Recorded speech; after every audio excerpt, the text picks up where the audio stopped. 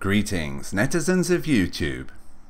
It has come to my attention that an individual who goes by the name of Donald Trump is an increasing danger to the sanity and livelihoods of millions of Americans. The bouffon-haired billionaire and Republican frontrunner, whose capacity for self-promotion is only matched by his ego, has a dubious past involving numerous failed businesses and dodgy dealings. Not that this has hindered his crack at leading the free world. Controversy seems to fuel the bandwagon. Truth is that where others would be judged harshly, Trump appears above scrutiny and above accountability.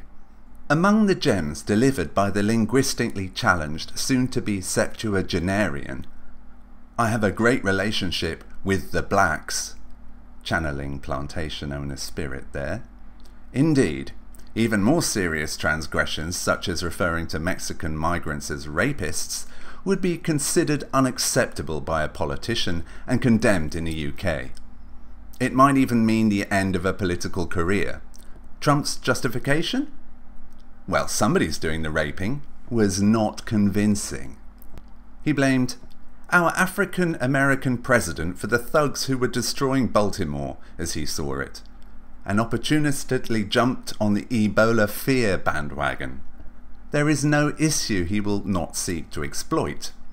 How else can one explain his bizarre attempt to lead the birther movement that was determined to prove that President Obama was born in Kenya and thus should be impeached? By appealing to what appears to have become traditional American virtues, such as abusing others in the name of free speech, he has managed to mobilize a ragtag army of former Tea Partiers, white nationalists, Christians, conspiracy theorists, KKK members, the uneducated and the plain ignorant to his cause. In fact, the only constituency he hasn't courted are the believers of Planet Nibiru. He has also mobilized an army of online defenders and apologists who either admire his apparent lack of a filter or find him entertaining. Perhaps part of the problem is that in American society, news and entertainment has become so completely enmeshed that people don't know the difference. Where does Celebrity of The Apprentice Trump begin and Republican nominee for the presidency end? Has celebrity culture become so encompassing that absolutely everything is seen as a joke?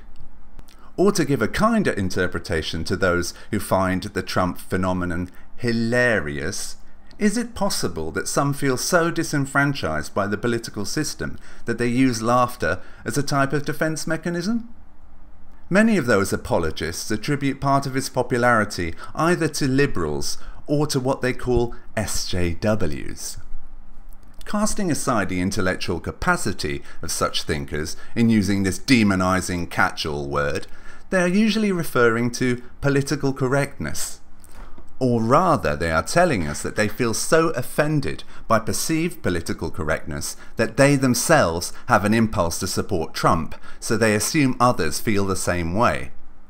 To demonstrate this, take an article that appeared in townhall.com on August the 27th, written by the conservative commentator S.E. Cupp. Blame liberals for the rise of Trump. Cupp claims that Trump is the result of liberal political correctness run amok. She blames unrelenting demands by the left for increasingly preposterous levels of political correctness over the past decade.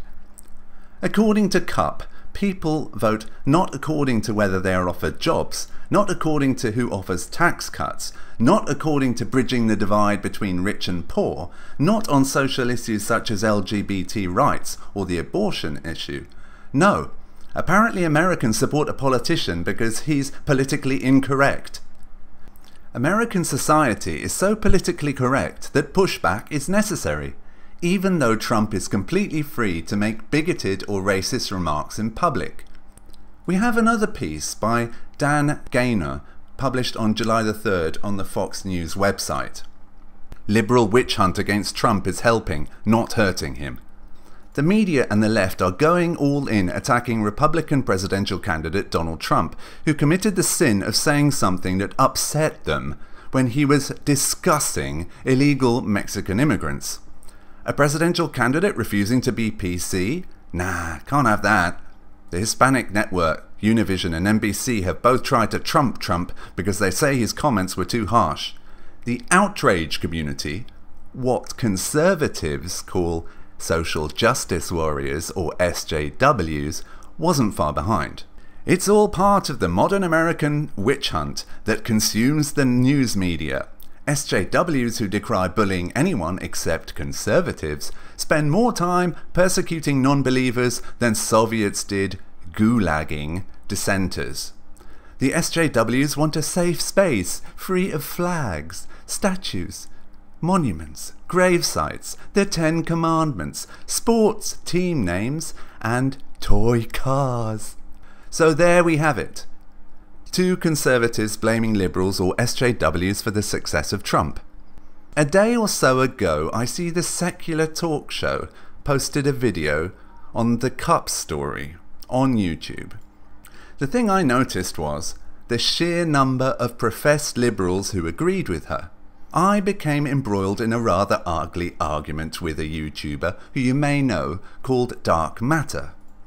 In his OP, Dark Matter referred to full of shit SJWs being partly to blame for Trump's popularity. He reeled off a list of stereotypical charges against SJWs, as Gaynor did.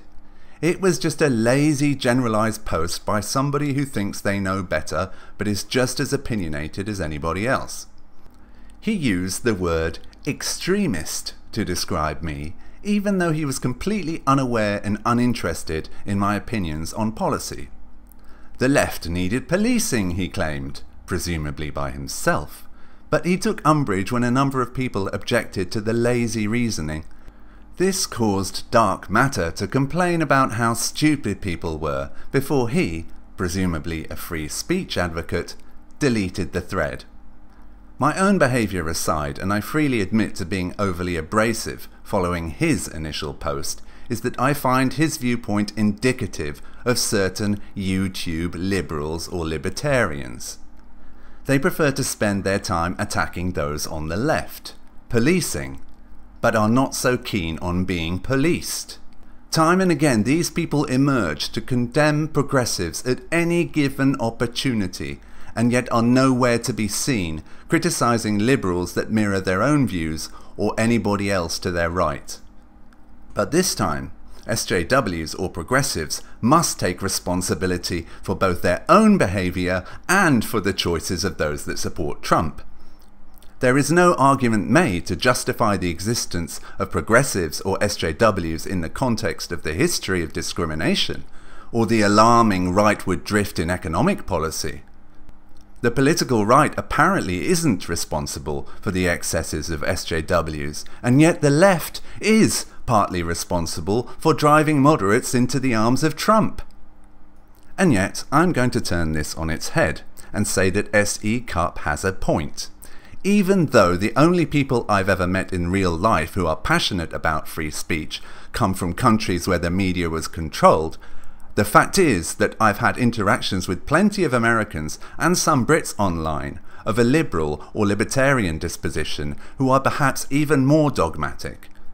Some really put this issue above all others and get quite angry about the slightest threat, perceived or not. It's entirely likely that they would consider supporting Trump because they rail against what they see as the progressive elite imposing political correctness. However, the vast majority of people support politicians because of their policy positions on a few issues and not political correctness on its own. And so we get to the billion-dollar question. Is Donald Trump a sexist, racist, deceitful, lying, corrupt, and reprehensible human being? Or is he perhaps willing to say anything to anybody in order to curry favour with his audience? Well, his statements say more than I ever could. It would be too easy for me to unleash full invective. Suffice to say that he is a clear danger to the future of the United States, and that if he is nominated, the laughter at good old Don will evaporate overnight. Far more worrying are his supporters, and the alleged liberals, who instead of condemning Trump, admire him for being outspoken, find him highly amusing, and then proceed to blame his popularity on progressives. When push comes to shove, the only people responsible for the popularity of Donald Trump are those that buy into his ridiculous brand.